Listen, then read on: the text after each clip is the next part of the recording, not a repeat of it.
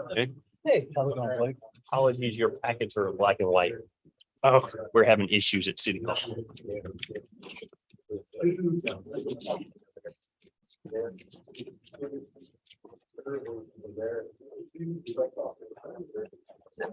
I do love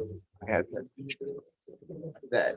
Actually, I think it's maybe the only time in minutes history, at least that I know of, that the word girth actually made it in, and it's because of what you said in. Did I say dearth? You said dirt. I don't It's- remember I saying was- dearth. I gotta talk to the minutes taker. It was actually quite impressive. Maybe she misheard me. I'm trying to figure out where I said That dirt. was where was that? Yeah.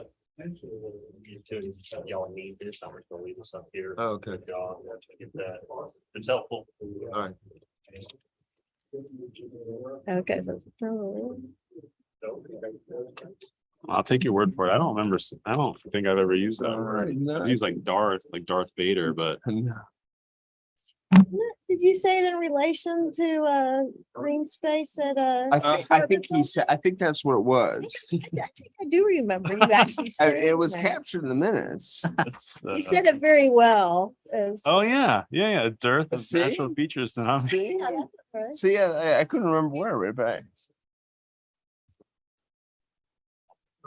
Is that a challenge? Do we all have to come up? oh, with I have different no. words? I must have been an out of body experience. I have no memory of saying that.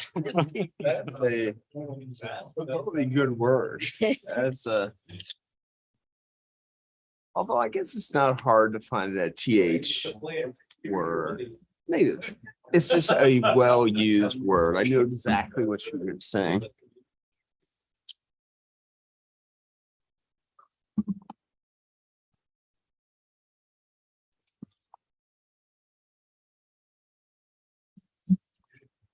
Ready?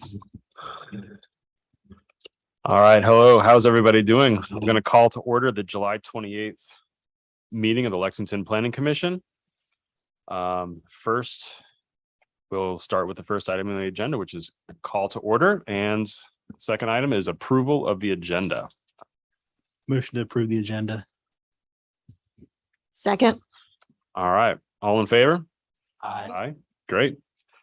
The next item will be approval of the minutes for July 14th, 2022. Is our standard procedure that if you weren't here, you can still vote? That's correct. I think, yeah, I like the idea that by reading over the minutes, I can get if I have or someone who's not there, by looking at the minutes, they should be able to have questions and see if what was stated is clearly articulated there and captures the sense. So I think it's a really good idea for people who, that's actually the primary reason I miss meetings, is just so I can be that person. So I can read the minutes. Well, it was brought to my attention in the last meeting that I said dearth, which I have no memory of saying, but I believe that if they're in the minutes, then it happened. It may be the So- first time that has ever made the minutes. Yeah. So I had to just if it's in the minutes, it happens. So.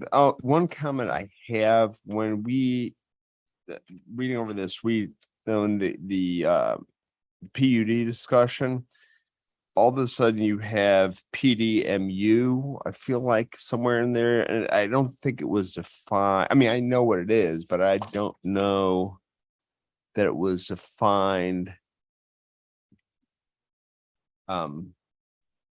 When it was a discussion of the zoning ordinance amendments. Let's see. So just have Kate check to make sure that's defined if it's being used. PDMU is what I seen when I read it. Of course, I read it online. So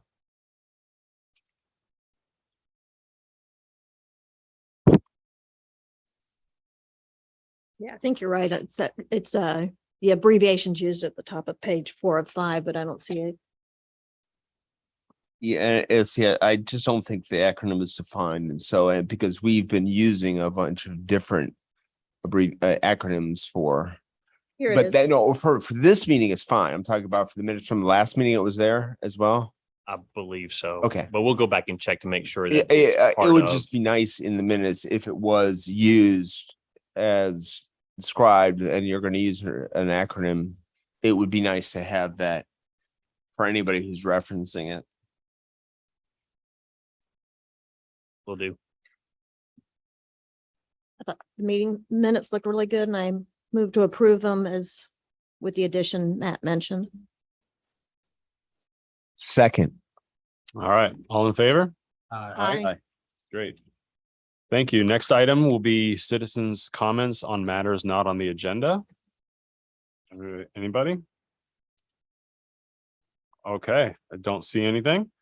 Let's open up item 5, new business. We have 3 items of new business. The first 2 items are related and both correspond to an application for the same project and site plan. So we're going to open up both of those simultaneously.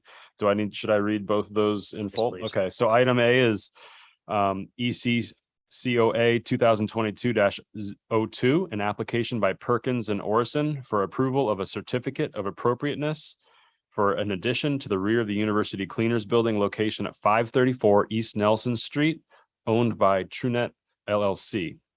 And we'll also simultaneously open up item B, which is site plan 2022-01, an application by Perkins and Orison requesting approval of a site plan for an addition to the rear of the University Cleaners Building located at 534 East Nelson Street, tax map number 30-1-11, owned by TrueNet LLC.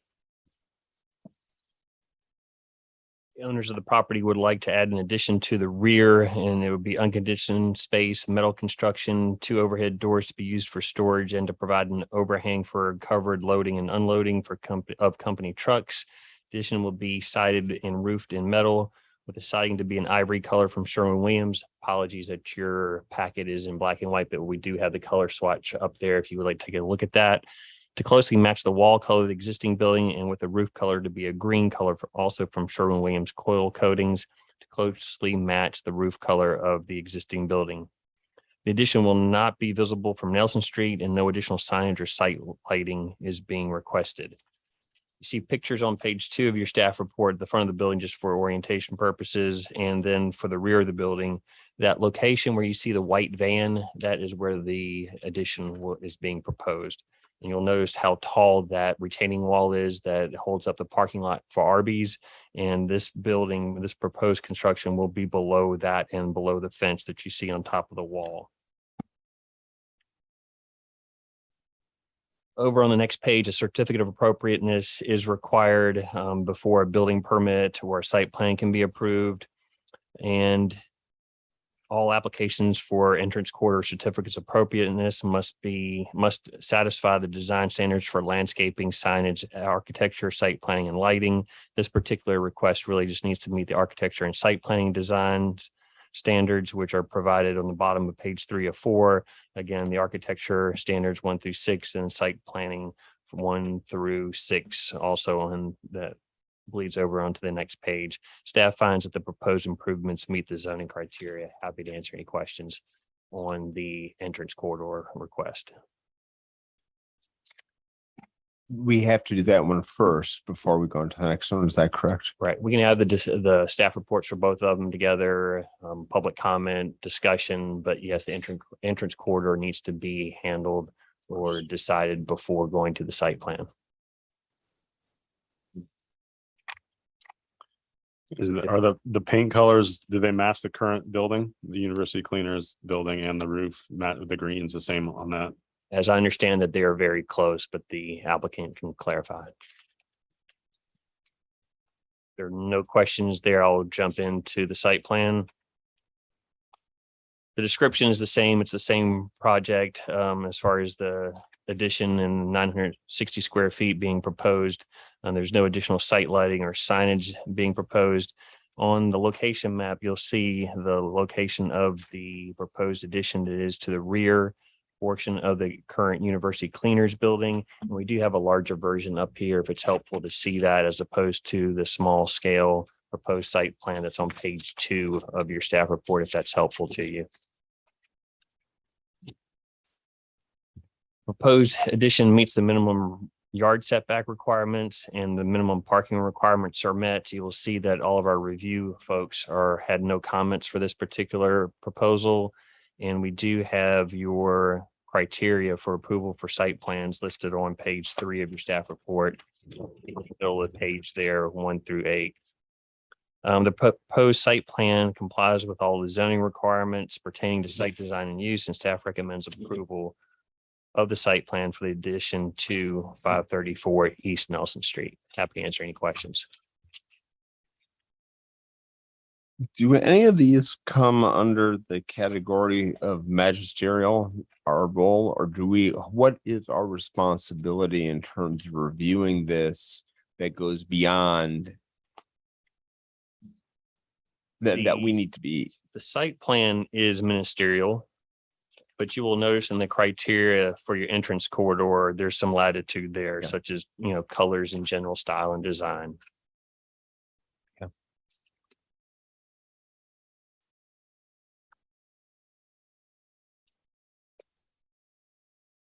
Do you have any concerns about precedent this is establishing with anything? before the these are applicant all- speaks?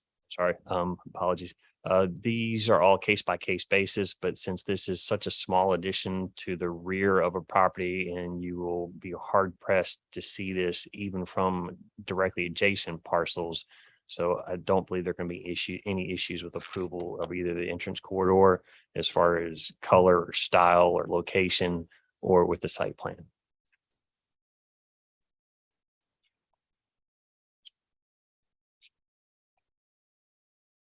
Any more questions, Barney, before we bring the applicant up?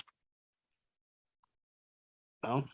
Applicant, would you like to make a statement? I'm Russ Orson. I'm here for Jay and Tom, and I think Arnie's pretty much covered it, and you really won't be able to see it from your corridor. So it not a lot of detailed design has gone into satisfying that part of it, but I'll answer any questions you might have. I'm a little concerned about the construction because the architect is Tom Beebe. Is that correct? Is that correct? That's Thomas Beebe? You might have picked the colors as well. We should review that. I had one question on the adequacy of the drainage. I did notice along the retaining wall, there's 2 stormwater runoff spouts and one kind of ends there. Will the building be on a slab or It will be. have you looked at that and have any concern with I haven't runoff? and didn't know what you're saying. You're saying on the RV side?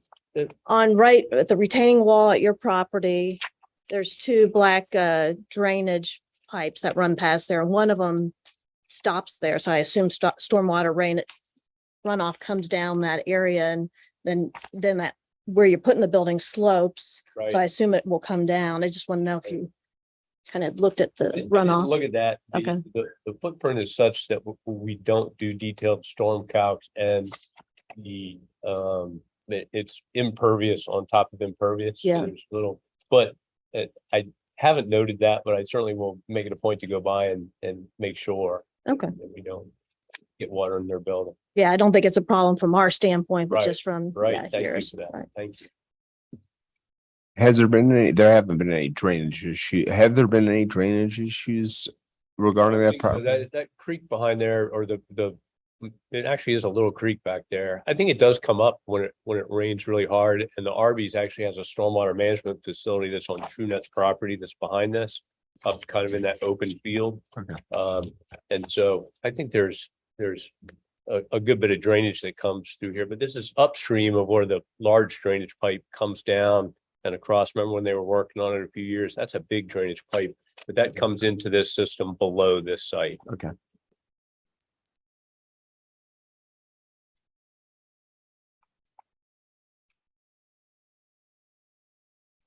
Is the addition of this building and the way the driveway is situated gonna be now, like, it's gonna have a different pattern, like trucks that are gonna be going in there, backing into it, or? They have plenty of space. It'll be all the exact same patterns, and their trucks are those vans that I'm sure you've seen around. So it's not semi trucks or anything like that. And there's quite a bit of room behind there. So it shouldn't change any circulation. To follow up on that, will there be any issues you think with parking once this is added? No, I've delineated a bunch of parking that they do have, and so I don't think there'll be any issues whatsoever. Okay. Great. Any more questions? Thank you, Russ. Thank you. Now we're going to open up these items for public comment. Anybody would like to speak? All right. To South Randolph, just a question. I was pleased to hear that the lighting has been considered and was shielded in low night sky. We're not proposing any lighting. Thank you. Generally, I'm supportive of the project. Great. Thank you. Anybody else? All right, let's move to commission discussion and decision for, we can discuss them both and then we will approve them in order. I don't have any issues with. I think these are pretty easy. Yeah, agree. All right, do we have a motion for the COA? Sure. I move to approve the entrance corridor certificate of appropriateness application EC 2022-02 for the addition to the building at 534 East Nelson Street as proposed by the applicant. Second. We have a second. Any further discussion? All in favor? Aye. Great. Thank you for that. And now let's go to item B, the site plan. Do we have a motion? Here. I move to approve site plan number SP 2022-02 and find the submitted site plan to be in compliance with the zoning ordinance. Second. All right, second by Nick. Any further discussion? All in favor? Aye. All right. Both motions pass. Thank you very much. All right. The next item of new business is a continued discussion of our annual zoning ordinance amendments, ZOA 2021-04, planned unit development. And Arnie, let's talk about what we're going to talk about. All right, from your last meeting, yeah, we've made it all the way through the existing code, have put together a lot of amendments to that. You requested specifically that this time around you get sort of a clean copy, not strike through and underline. So that's what you have before you. A copy, and trying to remember from the minutes, you also requested that we forward this to BV and to Rockbridge County, and I've done that. Haven't heard any responses from their staff, so no comments received yet. We did receive comments, and those were forwarded to you earlier today. In somewhere here, I've made copies and forgot to give them to you from Shannon Spencer.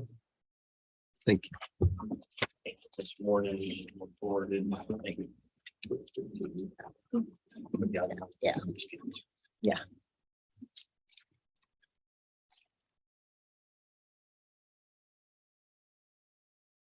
And I'm not remembering, but from the minutes, there were a couple of other things. The use matrix is provided to you. You've already pointed out that there's the 45 night rentals has to be changed. We'll get to that on the use matrix.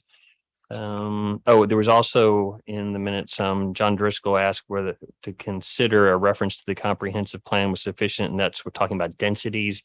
So I did go back and do a word search or a search of the comprehensive plan to see if there's anything in there about densities, setting a maximum density for any residential use, and there's not. There are a number of different listings in the comprehensive plan to increase density for affordability and for other reasons, but there wasn't a sort of a Lexington shall not have over 20 units per acre. So there was no number specifically listed in the comprehensive plan. And that's all I have. Happy to answer any questions. One thing, the next step was supposed to be, once we are okay with this, what I'm going to call a final draft, is you had decided previously for staff to then advertise this for a work session, a planning commission work session. And then we can talk about what type of advertising you want for that or when you want to hold that. But that is the next step. The idea there being before this gets advertised for a public hearing, that the public would have a chance to comment on the final draft before it goes to a planning commission public hearing. So the work session would be open to public comment. That'd be Yeah, the yeah, purpose of it. correct. Okay. It did have, based on some of the comments that Shannon made on, the character development. She suggested adding shade trees, where's appropriately located. And I thought that was a good idea. And it is required under entrance corridor, our rules to have shade tree. Is that correct? I believe so. And if so, maybe use whatever language is in there. I didn't have time to go see what was in there. So would this be added to item D in character development, parks and open space, and then adding shade trees into that? Yes, right. We do require them, is my recollection, for entrance corridor anyway, don't we? That was another good question.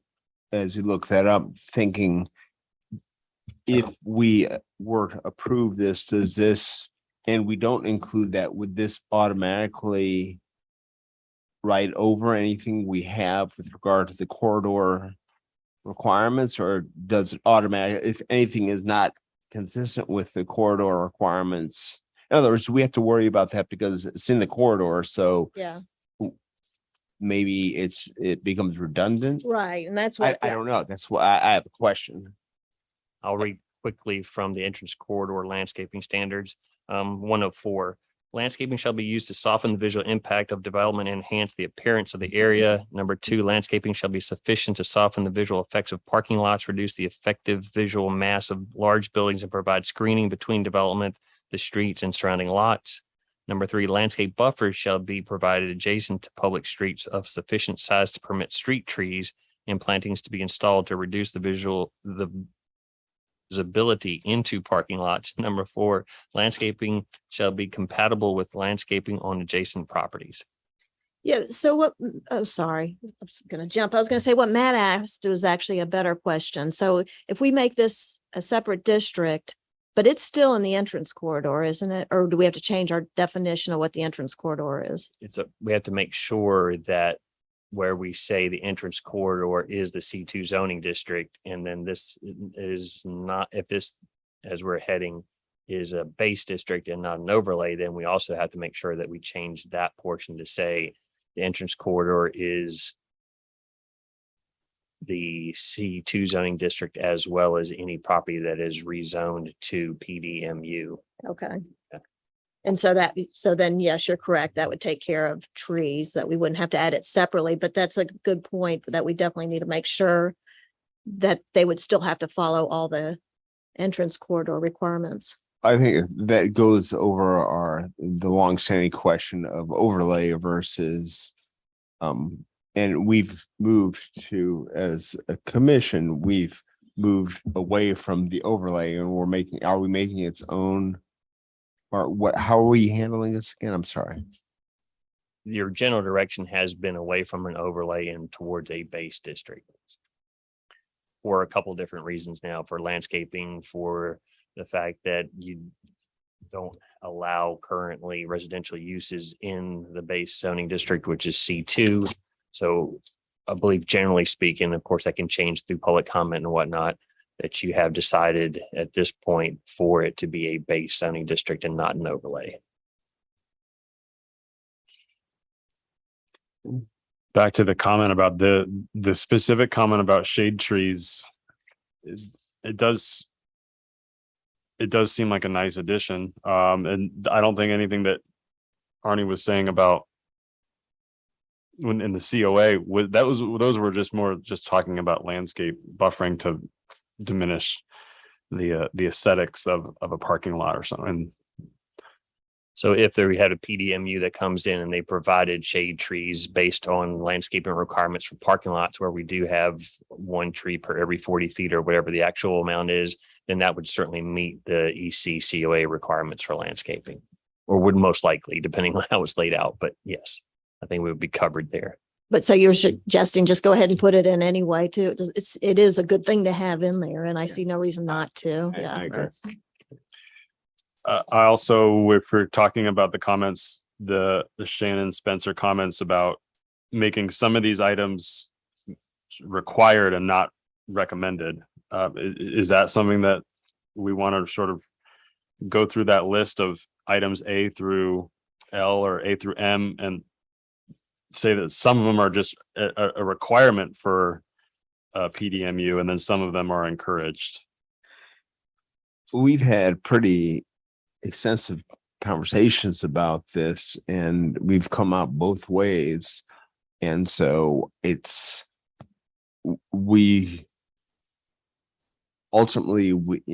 the notion is that the planning commission has the opportunity, if we have these criteria, to push back against anybody who's making a proposal against what their proposal is based on these criteria, whether or not they were told to meet them or not. Is that correct? That we have some latitude to do that. So I think we were made complacent at times with that, but at other times it's come up saying, well, maybe we should, because I do like what Shannon said. Maybe we could kind of modify it some to specify that we want these requirements followed, but leave some latitude if, say, some of the ones that may or may not be optional aren't followed. So I was thinking maybe something to the effect of should also strive to incorporate all of the following characteristics. So if we say something like should, strive or something of that nature, and then to incorporate all of the characteristics, that would give us flexibility to if one thing that we didn't deem necessary at the time wasn't followed, it would give us the flexibility. It would give both more notice, but still give flexibility to maybe modify it some. Though I do think that last sentence, a proposal for planned unit mixed use district should incorporate many of the following characteristics. I mean, I feel like that does say that the one that is required, as she points out, is that it has to have a mixture of uses and types by definition. But the rest, I don't know. I personally felt that other than that we're encouraging all of those things, but I'm not sure I necessarily would be in favor of making any of them other than a requirement. Maybe two comments if I could. One is you would have to, if it's going to be required, then there's going to have to be some definitions of some of these things, such as pedestrian orientation for designer. What does that mean and how much do they have to put in for it to actually meet the requirement for pedestrian orientation? And the other is a sort of a higher level comment in that this is supposed to be your district that folks use when they can't make our other districts work for their, in this particular case, their mixed use project. So all of your other zoning districts are fairly stringent in their requirements. And this is the one that's, planned developments in general are supposed to provide a bit of flexibility. So in the past, you have sort of had more of, as Leslie just mentioned, to incorporate these characteristics or as many as you can, as opposed to having them as requirements. In the last meeting, we specifically talked about the density. And at that point, there was a desire not to have a density maximum or a height maximum, just as examples from your last meeting. But it certainly can be changed. But again, this is, for the most part, supposed to be a more flexible zoning district when you can't use some of the other more stringent ones. What would people think about the notion that we're just going to require, maybe not include all these, but you have to demonstrate in your proposal that you have in fact considered each of these requirements. So that kind of goes, it's both that it's not requiring it and maybe pushing people away, but at least it gives us some confidence as a planning commission that has been, and they have to be overt. They have to say, okay, yeah, we consider this, it just can't be done. Or yeah, this is how we're doing this. What if we just struck the word many? Because should I think would indicate that we would like these followed, but it's not shall or must. So that would provide the flexibility by which we could consider an an application that, but it still would make clear what we're looking for. So just strike many maybe. Where are you talking? Oh, the last sentence of character development section where the word many is sort of introduces the concept of of indefinite, sort of it's like it's not a discrete amount, but so if we took that word many out, then it would be I think that, yeah, I'm actually kind of concerned about taking out many. I see your point. It says should, which is a wiggle word, but because many could be there's no number of many could be Half. 50% Right. or well, and I think that's again kind of getting back to what we'd be okay with looking at. I don't mind Matt's proposal as far as I have should wording. Yeah, I have include- wording. I put in. many, but address each of these items or something to that effect. What about should also consider the following characteristics? I like, I would just, if I could just strike everything, should also incorporate many of the following characteristics. I think we must demonstrate consideration of the following the following characteristics. Oh, I like that. I like that. Sounds good. Is that will Must demonstrate. it must demonstrate consideration. It's a little namby-pamby, but it is it's requiring that anybody submitting a proposal that, yeah, we've paid attention to all this and they have to demonstrate. I mean, we could say it must be demonstrated in the plan. Must I like the way that address. you worded Yeah. that. Pardon? I like the way you worded that. I think that's good wording. Can I read that out loud? Yeah. A proposal for planned development mixed use district must demonstrate consideration of the following characteristics. Do we want to have it be must or should? Because I mean, I don't have a strong feeling either way, but we might want to think about that. I kind of like the must, because even if they can't do it, I want there to be some, like, we find all of these, well, maybe not all of them. I guess we should go. Yeah, I feel like we find all these important. That's why we mention them, and that for this, we want all of these to be considered as you're presenting your proposals. So I think should would do that with okay. Yeah, and I guess I would ask Arnie, how do you see a future planning commission and planning director interpreting that? You think they would read it the same way we're intending it? Since we're still sort of in the intent and purpose, I think there's some latitude. In other words, somebody could interpret it as, if you, out of however many we have, if somebody addresses 8 out of 10, that's fine. And one other thing I'm going to suggest, and I hope this doesn't convolute it, but perhaps a sentence that says something to the effect that in those instances where a development cannot address any of the issues, then plan or narrative must justify why they can't be addressed. Yeah, right. Therefore, you get some sort of explanation as to why B can't be addressed or C, or does that make sense to add that somewhere in there for? That's actually nice. Yes. Yeah. So I would be, if we do that, then I would say we could put should demonstrate consideration of the following, and then maybe after that say if any of these, your wording is nice because it really points out if you haven't paid attention to this or you can't do this, explain to me why. So I like that.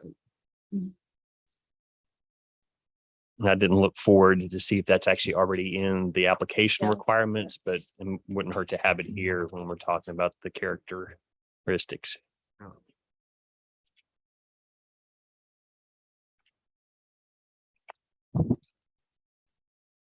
So we can leave that in for the next iteration. If you're all comfortable with that wording. Mm. Leave the wording in that we just discussed. Mhm. Yeah, kind of, yeah. The other thing, Shannon noted in her comments was, that there should be some kind of setback. And we do require in C2 30 feet when abutting a residential district. And I wouldn't mind keeping that in under setback regulations. I don't see, I think we'd have a hard time loosening that requirement. I don't think that would be right.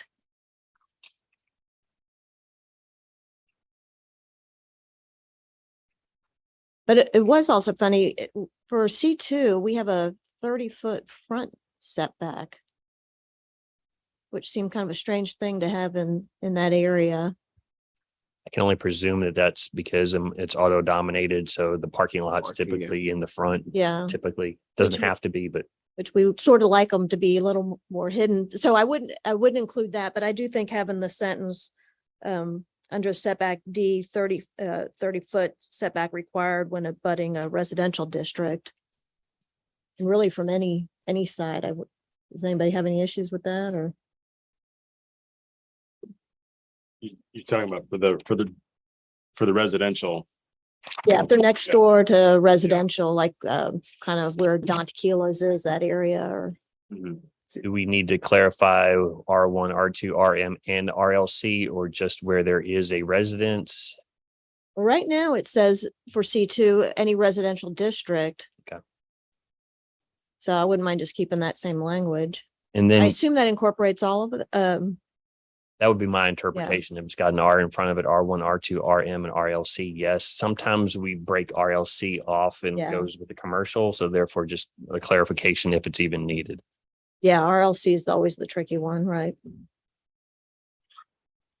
But we can leave that as is, and certainly if you, So what is the change you're recommending?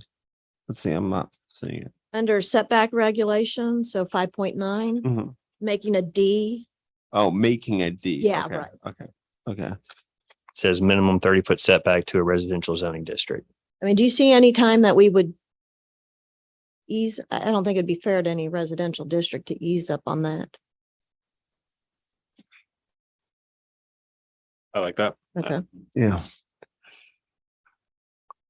I mean, I guess if somebody really wanted it and they thought they'd do a proposal, they could come to us for a variance. Like you Right. Go to the. And then BZA. they would do a PUD, but before they do the variance first and then That could all come together. okay.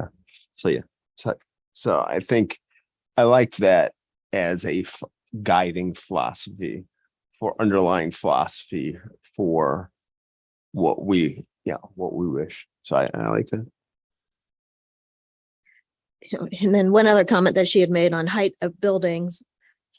Why do we not apply it to monuments? And I was sort of thinking the monuments is like at Washington and Lee, they have Old George up there, more of a decorative, not a monument that was actually 45 feet tall.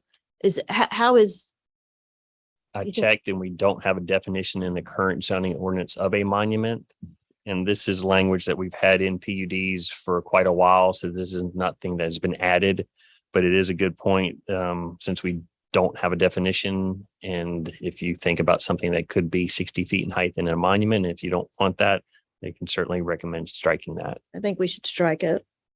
The water tower we had in because of the, Water tower. yeah, right. Is it still necessary is it necessary to keep it here? Probably not. Can't really see a water tower going into our C2 zoning districts. They're not the highest points anyway. And I Right. don't see anybody Yeah. building one on top of a building like we used to. Yeah, right. Yeah, let's strike both those then. Okay, monuments and water towers out of 510E.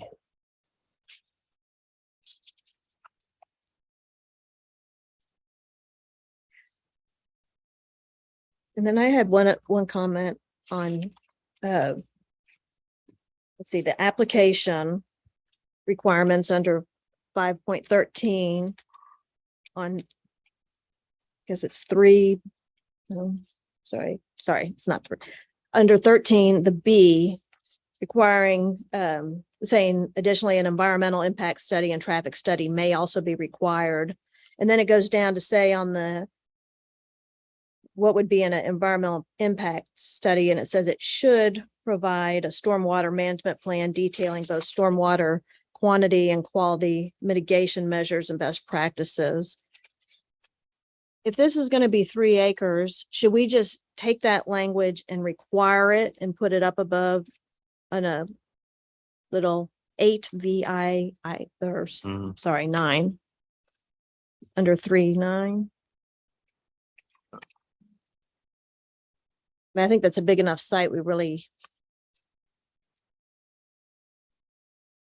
want them to at least have some kind of narrative or discussion on stormwater. It doesn't have to be, I don't think, a full blown, well, I don't know if it has to be a full blown study. Is that going to be required though? Are you going to, I mean, that's something that we may not have to say because it has to be dealt with in order for them to even be allowed to build, I I think. think it would be good just to put that as a 9 up Okay. above. Right.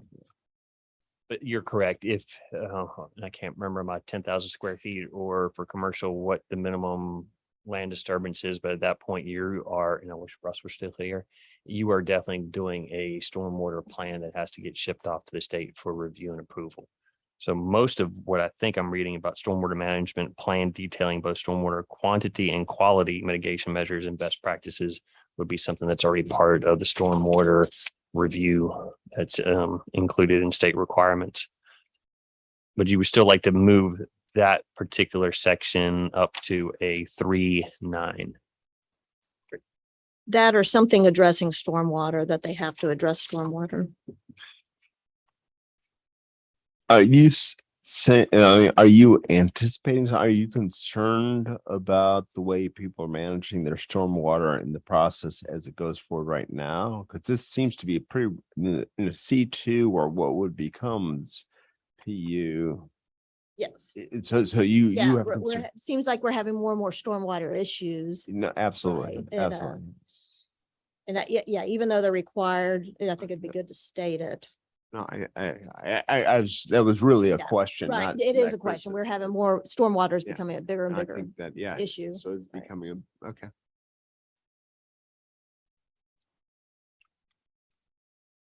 There's also something perhaps I should bring up in that an environmental impact study is typically something for a really big project where you have not just local issue impacts, but they go out to a region wide. As an intern at Oak Ridge National Lab, I've worked on several EISs and they were for projects much, much bigger than a 3-acre redevelopment parcel. So it's not likely that we would ever get to an environmental impact statement. So perhaps it is beneficial to remove out the stormwater items that could be located in the previous section. And it's also not likely that we would need a traffic impact analysis, but then that kind of depends on if anybody aggregates a number of parcels that maybe gets well above 3 or 5 or 10, and then maybe we will have a need for a traffic impact analysis. But just to make you aware, there's also there's a lower level, not an environmental impact statement, but an environmental, I can't remember what it's called, analysis that may be better wording here than an EIS, which is far beyond what we'll ever get to. Do you mean far beyond what we'd ever get to because it would not be automatically triggered? So we may be requiring something that is far away from a project that would absolutely have to do that based on state or federal regulations. Is that what you're saying?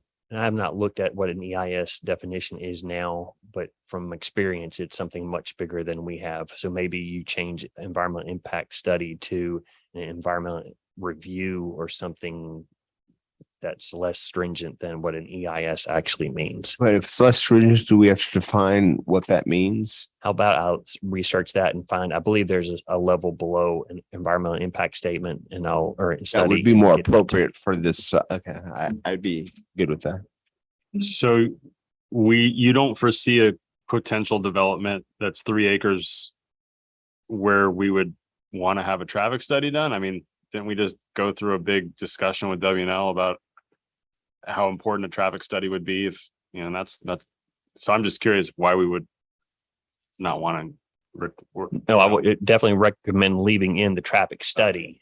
Just the environment impact statement is. Oh, I perhaps- thought you also said that you said that the traffic study wouldn't be necessary for 3. It's It in the same might be paragraph. kind of depending on how many parcels get aggregated, how many units are being proposed. If it's just you take down a 1-story retail and you put up a 1-story retail with a 1-story residential on top, probably not. But if you're going to have somebody that maximizes and does 4 stories of apartments above, and they're perhaps not right at the corner with a traffic light, then you might need a traffic impact study at that point.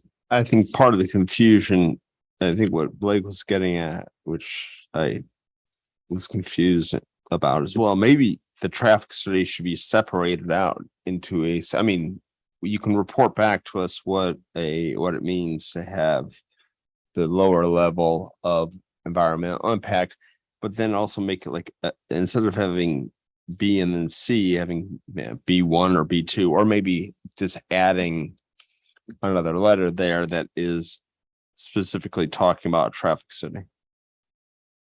Though either of them are may be required, they're not necessarily required, so I don't see too much of a problem grouping them. Okay, with your approval, if I could just find out what the lower level of an environment impact study is and substitute that in, and then I'll leave the rest of the wording except for taking out the stormwater stuff that we've already talked about. And that way we'll have the environmental review and traffic study may also be required to be submitted as part of the application package. And then it picks up the last sentence, traffic study should quantify existing. So you'd have 2 sentences, I believe, if I'm going quickly through this in item B. Sounds good to me. Mhm. The only thing I would add is, we might want something in there about, like we were talking about, if parcels are aggregated, it might be more necessary for a traffic study, say, than if they're not. I don't know if we would need that in there or not, but If you're asking if we could set up a standard, if it's more than 3 acres and a traffic study will be required, I'm just a little bit hesitant because of what I just mentioned. It kind of depends on the development that's being proposed, not just the acreage. Sure, that makes sense.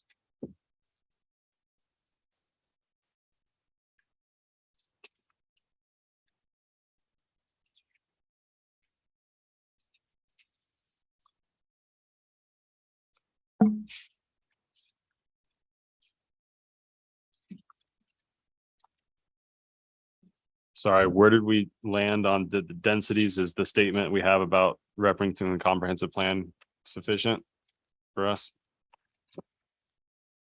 I believe so. The question from the last meeting was, is there something in the comprehensive plan that sets it, at least that's my interpretation of what the question was. Is there something in the comprehensive plan that says no more than X? And it does not.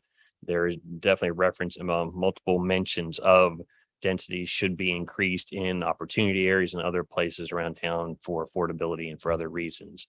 So it's up to you if you want to leave it as is, but there wasn't anything specific in the comprehensive plan that would limit density. Okay.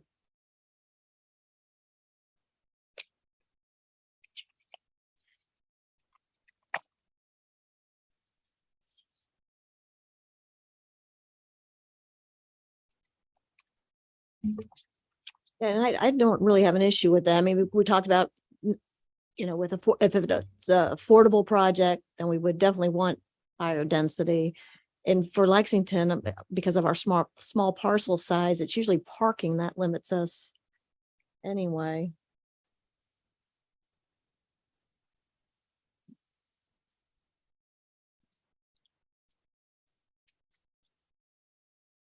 Great. Well, does that settle what we want to clarify for today? And do we have enough clarity on moving forward to the next phase of proposing this to a work session? Would you like to talk about possible work session scenarios now or have public comment?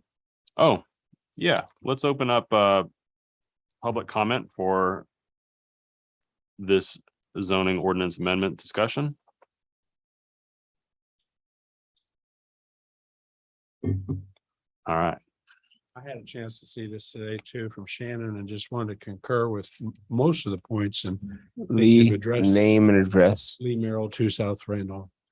But I'll go through the ones. I think you've done a good job on the first purpose editing.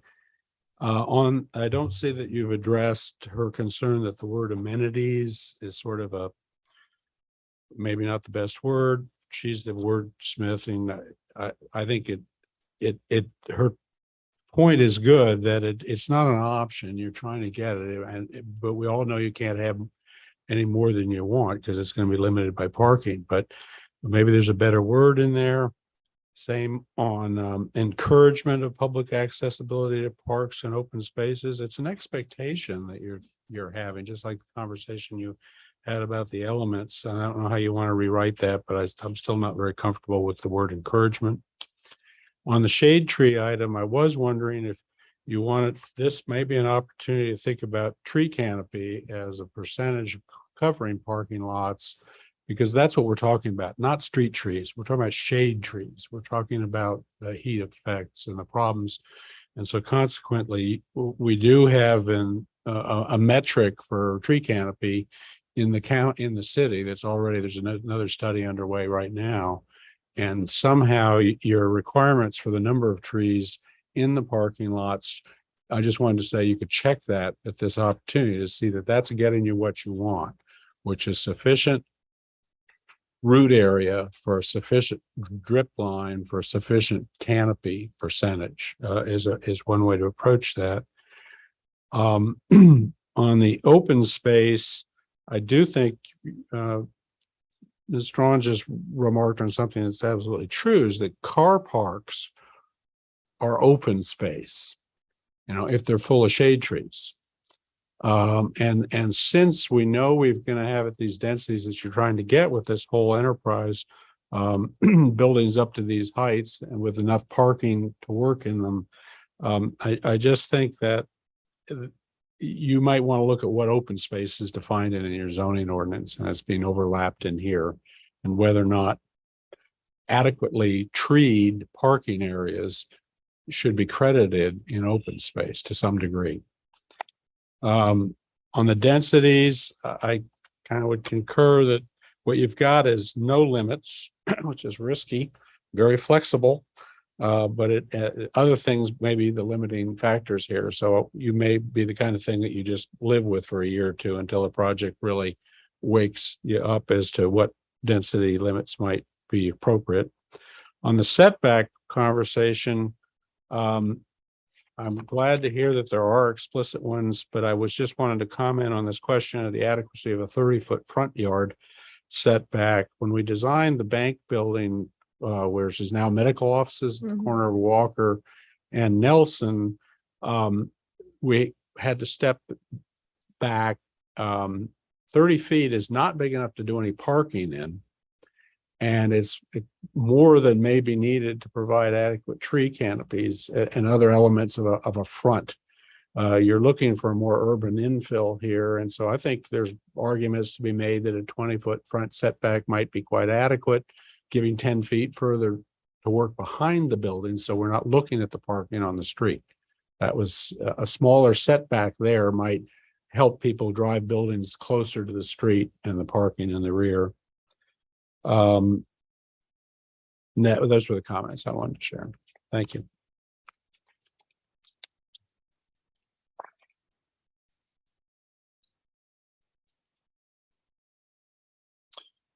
All right. Any further discussion from Planning Commission? A question that for Arnie, the setback discussion.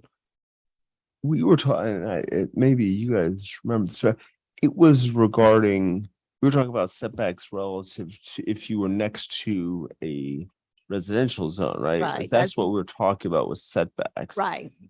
And that setback would be, my imagination is if your front yard is in a residential area and then you have this PUD or a PDMU next to it, the setback from your front yard setback has to be 30 feet. But then what if the PDMU, that's the rear of one of the buildings? And so do they have now less than a 30-foot setback Yeah, requirement? right now it's required in C2 for your rear and side setback. If you abut a residential area, Okay. that it has to be 30 feet. I'm 30 saying just keep that. I did mention the front yard being 30, which seemed like a lot in Okay. that area, but we're not going to include anything with front yard unless it abuts a neighborhood, which I don't see that ever how that would happen. I'm not sure if this was part of the question, but the setback is measured from the property line regardless of what the setback is for the residential house. So that 30-foot for the PDMU is going to be measured from the property line. Okay. Is there anywhere where open space is defined, what the You have it defined. Open space, any parcel of land or water essentially unimproved and set aside, dedicated, designated, or reserved for public or private use or enjoyment. Open space may include active recreational facilities such as swimming pools, play equipment, ball fields, court games, and picnic areas. So currently we don't have anything that says if you have a parking lot with a certain number of trees in it, that would somehow possibly constitute open space. it does sound like it says unimproved though. So if it's unimproved, it might have trees. But we're talking, I presume, about a very improved area with parking that happens to have interspersed within the parking lot some sort of tree coverage or plantings with a certain amount of canopy. So it would have to be another metric. In other words, if you wanted parking to count, then you would have to say it has to be tree canopy within 10 years to X degree. And we'd have to figure out how to measure that for it to be able to count as open space. Because currently the way the definition is read or written, I would not count any sort of parking lot to meet our current open space definition.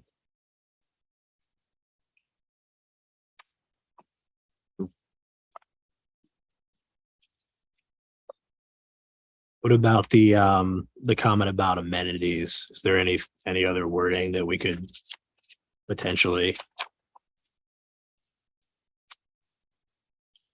transition that to, or maybe that's a question for? You can just take out amenities, just say parks and open space. I think that's a good idea. Amenities has sort of an accepted definition. People know what amenities are, but I'm not sure that people would know what essential livability elements are. So if you're going to include something like that, Yeah. it would be required to have some sort of definition, but maybe it is, as you just mentioned, easier to take out both of those things. I think that's a good comment. Just take out as amenities and just have it be parks and open space. Is that generally accepted? I'm fine with that.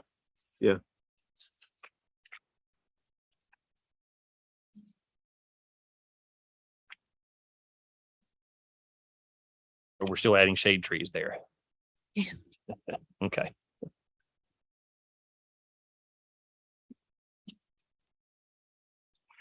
Great. I think we're ready to talk about the next step. What type of advertisement would you need? And the reason I'm asking that is we have space available in your next meeting. Your next meeting will have we have already advertised for one conditional use permit. That's the only thing that's on the agenda, and that'll be a quick one. So there is space available, but it kind of depends on how much advertising you would like for this particular work session that can be accomplished by staff in the next 2 weeks. Is that enough time to advertise? I mean, I can get it in the paper one time. Typically, when we do a public hearing, I need at least 3 weeks because I have to get the ad to the newspaper by 10 o'clock on a Tuesday morning. So it's in on the Wednesday and the following Wednesday for the following Thursday's meeting. So this would not meet, but you don't have to meet your state advertising requirements. I'm just asking, since we've decided to go and schedule a work session prior to the public hearing, what sort of expectations do you have for advertising of said work session. I think the best way is just to email all of our larger email groups. And I would specifically like to send the notice to the 2 groups that had Spotswood proposals, because I'd be interested. Those would be the type of groups that might do this type of project and would have some input on it. Lee's here now. And yeah, and any of our other normal emailing distribution groups that we've used in the past, maybe for the comp plan, I don't think people are going to so much read this in the paper and really understand what it is. So it might help if we Correct. can easily email people. Yeah, and also is social media still a viable thing that the city does to advertise? I mean, the city of Lexington posting We it can, doesn't hit everybody, but I'm just saying. we definitely have Facebook as an option, and beyond that, I'm not sure what else Janie does for She does us. Instagram too. Does she? Yeah. I mean, as far as at least helping get the word out, Yeah. it's not relying on a newspaper. We can definitely Janie will gladly put something together for us for Facebook, then I'll ask her about Instagram as well. Do you think if we contacted the local news station or local, radio stations that might, they might say something about it? We could certainly invite them or encourage them to write an article. When you say work session, are we thinking when we did the amendments or the review of our ordinances, like when we were at Marshall Hall? Or are you thinking, is this going to be or work session kind of like when we were talking about WNL's ambitions to get bigger? What I had in mind, and you can certainly correct me if I'm incorrect, is that we would have, as you did with your last work session, you had the regular meeting and then you transition into a work session, and it doesn't really change much. In other words, you're sitting there and you're inviting folks to come up and provide input on the draft that has been composed or compiled thus far. So it's less formal than what the public hearing will be when we get to the public hearing. But it's at least, unless you want to go on a different night to a different location and hopefully have people show up. My worry is this isn't sort of the tantalizing language that people are going to really want to dig into and have lots of comment. So just wondering if it would be sufficient to tack this on to your next meeting, if you think that there's enough time for us. We can certainly do everything you've asked for thus far, which is getting emails out to our email groups, the Green Infrastructure Group, the Spotswood proposal folks do Facebook postings and maybe Instagram as well, pass it along to the newspaper to see if there's interest there for an article. And then we can still put together an ad for the newspaper. Then again, it goes into that legal section, and it depends on if you want that. When you put this out for advertisement and publicity, is the draft going to be sort of all the changes we've made today? Will that be ready to go in 2 weeks? It'll be ready. So the people will have a chance to see it prior to the meeting. The language. On Monday, we'll certainly have the things that we talked about today put together for that. I'm going to call it a final draft, and have that available and provide links to that document. I personally am okay having a work session at the August 11th meeting, but I'm not hesitant about thinking it's too soon. But what are you thinking? I think it's a great idea, but I do like the idea of a work session being more broken up so we can actually have conversations back and forth, kind of similar to what we did long ago when we were reviewing all of our, of the various plans we had to do back in the day. But it feels like that kind of work session would be more of an exchange, which is really what we're seeking from the public right now. Is there any way that we could set up this room? In other words, we have a conditional use permit that we have to end the minutes and other things that we have to deal with at the beginning part of that meeting. And then we transition into this work session. If we could set it up, move the table around, or, would that be helpful in any way so we could still hold it here along with the audio and everything else that is beneficial in this room? That would work for me. I mean, we can even have just a circle of chairs Well, we don't even need a Just table. break it. Yeah, I just like that idea. Then you have different, depending upon how many people come, we have a couple of commissioners or one commissioner just in the middle listening and interacting, exchanging kind of what we were thinking as we drew up this wording, and hear comments or criticisms about that. So I like that idea. Yeah, and I do think more the format of the interaction is more important than the seating arrangement. I think it's just as long as we understand that it is a work session where we can have back and forth. Yeah, It's not Yeah, this that's typical what, public that's what's comment. Yeah. important. And I worry that this kind of setup doesn't really allow for back and Yeah. forth. It may not, but maybe we can work around this table with the microphone so we still have it. And we may even have some handheld microphones around here potentially, just so that the audio is still clear. But if you're okay with a little bit of flexibility, we'll figure out how to make it work in here. Yeah, I think that's fine. We could even, depending on what the attendance is like, we could even just move the chairs around and all sit down there in that section. Yeah, I don't think we should have a work session where we're sitting up here and speaking down. Great. So let's plan. Oh, Want to make an observation Lee, if you don't mind, so we get it in the record. in marketing this to get the community that you want to get. A map would go a long way toward letting neighbors know that this is a dream about a redevelopment of, like, the people on Summit Street and Miller Street might be very interested in this if they really identify it Yeah. on a map. Yeah.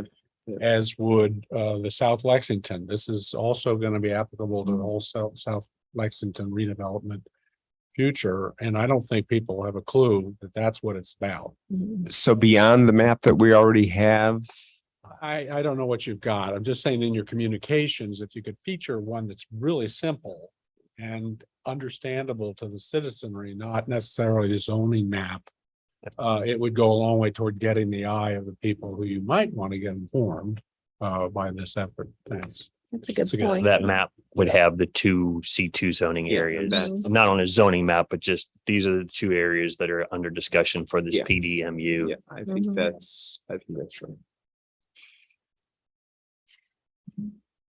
that sounds great. August 11th. Will your other two commissioners be here in 2 weeks?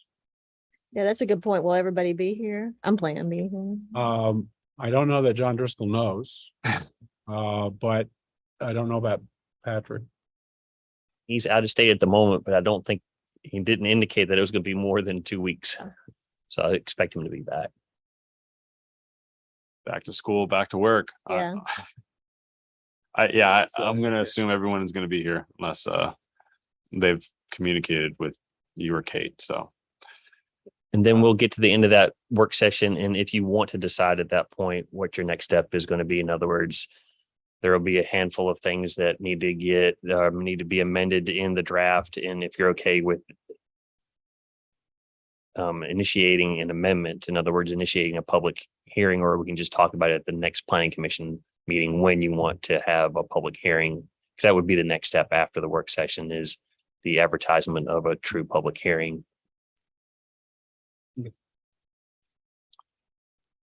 sounds good.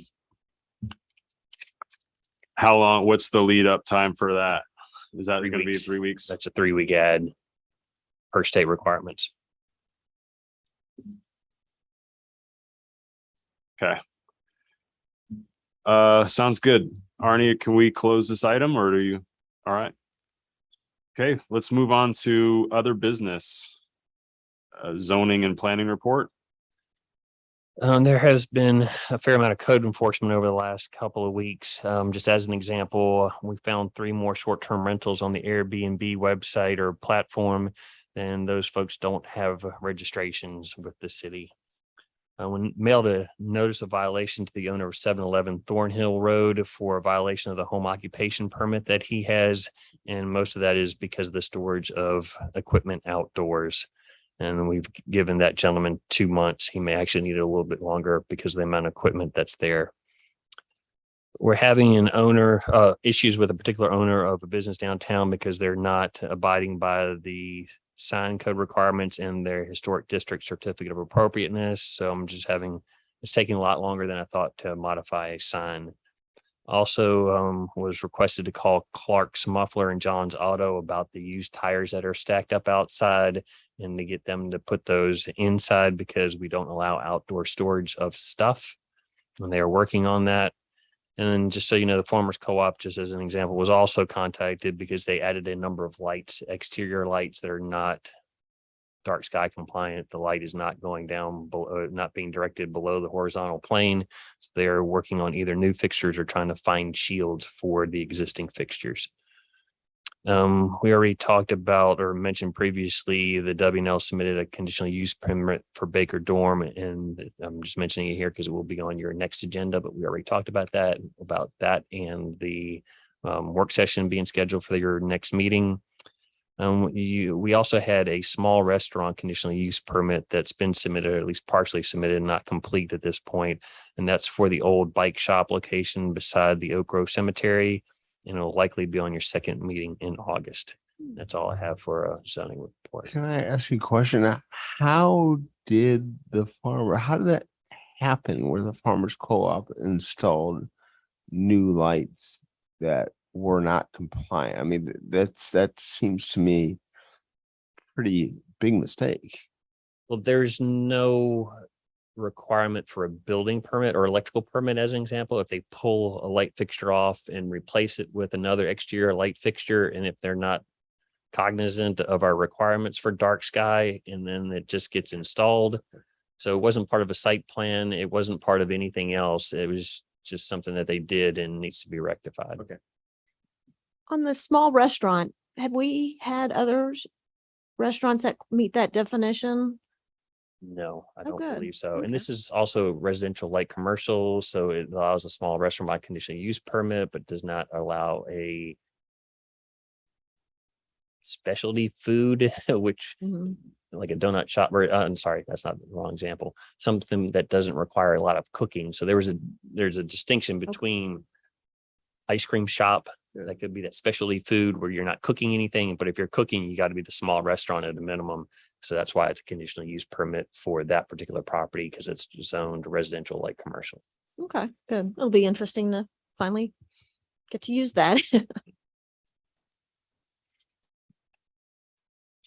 Okay, thanks, Arnie. Do we have any Catalyst project updates? John and Pat are not here to talk about green infrastructure, but anything else from that list, or can we move on to key annual PC milestones? No, nothing. Good. I will ask then, what is sort of the next big thing once we're done with PD, the PDMU, and what's your goal? Have to get those two advertised, because we still have to go back and get the small cells advertised, public hearings and out of the way. And same thing with PDMU, which we're close to doing that. And then the next thing would be on your list is accessory dwelling units and accessory structures.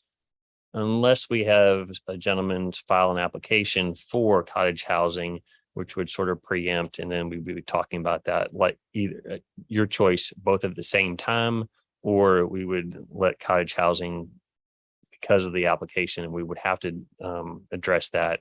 And then it would be your choice to either to push accessory dwelling units behind that or talk about them at the same time. Because cottage housing requires a whole series of its own definitions, right? That's the thing. So to have them mixed up is correct. It would be, because we're talking about sort of accessory or smaller dwelling units, it might be a bit confusing to mix those in together. But that would be up to you if you wanted to talk about them at the same time, if that application is forthcoming, or just split them and Are you talking about your order. the specific application, the Walker Street, Houston Street? Is that actually gonna? Well, Max submitted an application, but it was not complete, handed it back to him, asked for a number of items, and have not heard back from him. And that's been a month or so ago at a minimum, I believe. So I really don't know with his schedule where that is on his schedule. Okay. All right. Move on to city council report. Sure. We met last Thursday and it was a pretty short meeting, though we had some very good presentations. And we did approve the ordinance to limit the growth of trees and other vegetation that cause a public hazard. And then we just had a heads up that Echelon is doing some geological testing over at the Spotswood site. So you might see a little bit of activity, a few bores were taken. And other than that, I don't have anything to report unless you have any questions. Have there been any applications for the vacancy on the planning commission? Not yet. Yeah. And so we need to do some recruiting for that. Okay, thank you very much, Leslie. And unless anybody feels moved to bring up anything else, are we ready to adjourn? So can I ask a question with regard to quorum? Is that the total number of planning commissioners that there can be, or is it just the number of planning commissioners that there are? So do we have to include in our quorum count the fact that we should have, 8 commissioners or 7 commissioners, or I just don't know. I'm reasonably sure, and I do have the bylaws in the case, and I can look it up, but I do believe it says a quorum shall be 4 planning Okay, commissioners. So it has nothing. So to do and with- it doesn't get into how many are seated or appointed at the time. And there's 7 total spots, right? Okay.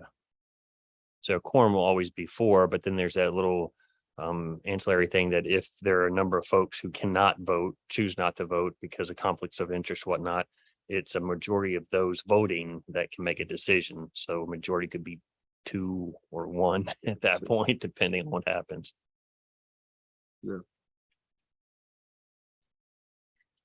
Okay. Motion to adjourn? So moved. Second. All right. Thank you. Thank you. Thank you all. So